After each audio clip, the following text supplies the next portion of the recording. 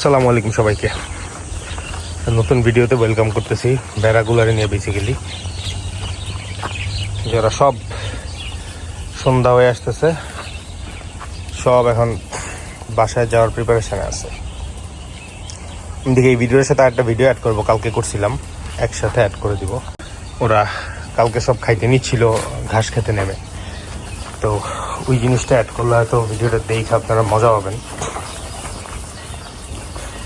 আপাতত এই যে ওরা ঘরের কাছে এসে বসছে, পানি টানি খাইয়া এখন ওরা উঠবে।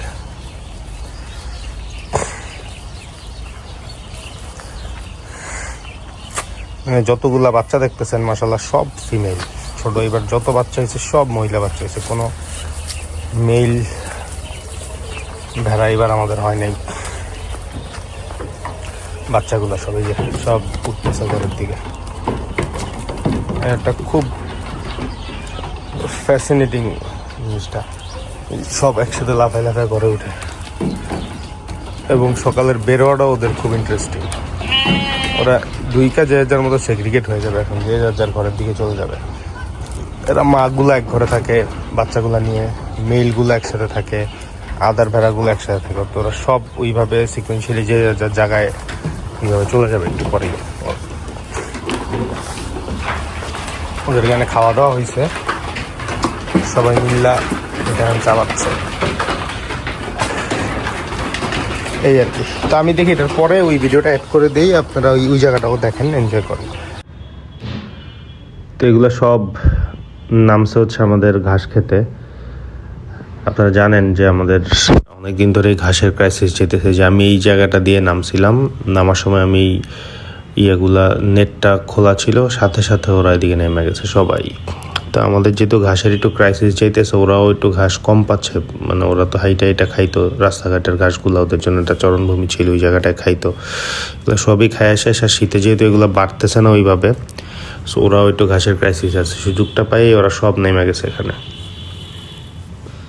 তো এই জায়গাটাতে আমাদের গরুর ঘাসগুলো এগুলা কাটা হয়েছে 2-1 দিন আগে, তো ঘাসগুলা খুব একটা বেশি বড় হয় নাই, তো এই জন্য আমরাও নিষেধ করতে নিচ্ছিলাম না। ওরা যেহেতু খাচ্ছিল, খাওয়াটাও ওদের খুব জরুরি আসলে, কারণ ওরা ওই পর্যাপ্ত পরিমাণে সবুজ ঘাস পাচ্ছে না। আমরা একটু দানাদার বাড়াই দিচ্ছি, একটু লতা পাতা এনে দিচ্ছি, বাট পর্যাপ্ত সবুজ ঘাসটা ওরা পাচ্ছিল না। তো মাগুলা যেহেতু মা ভেড়াগুলা সবগুলাই বাচ্চাগুলারে দুধ খাওয়াচ্ছে, সো ওদের একটু সবুজ ঘাসের রিকোয়ারমেন্ট আছে। বাচ্চাগুলো মাশাআল্লাহ সবাই খাওয়া দাওয়া ধরছে, দুধ খাওয়াটাই যে ওদের নেসেসারি এমন না, ওরাও ঘাস খাইতে পারে এখন মাশাআল্লাহ। যে এই দুইটা শিংওয়ালা দুইটা হচ্ছে আমাদের পাঠা, এগুলা মাশাআল্লাহ সুন্দর সাইজে আছে। এগুলো আমরা এবার কোরবানির জন্য রেডি করতেছি ইনশাল্লাহ। তো এই আর কি, ওরা ঘাস টাসগুলো এখানে পাইয়া ওরাও একটু খুব মানে খুশি একটা ভাব ছিল আর কি ওদের মধ্যে, কারণ ইচ্ছা মতো সবুজ ঘাস খাইতে পারতেছিল। আমরা ঘন্টাখানিকের মতো এগুলো রাখছিলাম এই জায়গায়। তো দেখেন সবগুলা ভেড়া একসাথে হাঁটতেছে, দেখতেই মানে একটা অন্যরকম মনে হয়। এই দুইটা বাচ্চা একদম লেটেস্ট, এগুলার বয়স মনে হয় মাসখানিক হয় নাই এখনো, মাসখানিকের মতো হবে বা কাছাকাছি। এই দুইটার পরে আমাদের এখন আর কোনো বাচ্চা হওয়ার কোনো পসিবিলিটি নাই, এই মানে ইমিডিয়েটলি কয়েকদিনের মধ্যে আর কি, কারণ মা ভেড়া যেগুলো ছিল সবগুলাই বাচ্চা দিয়ে দিছে।